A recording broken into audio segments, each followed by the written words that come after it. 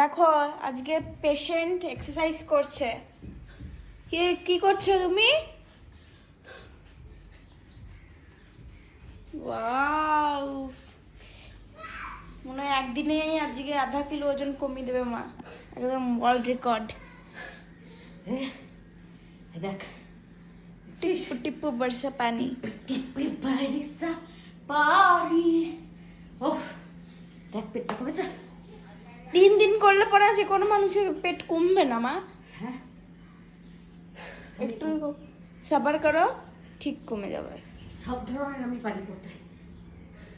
অল্প দিয়ে বেশি হবে, কঠিন কঠিন সহজগুলো করি।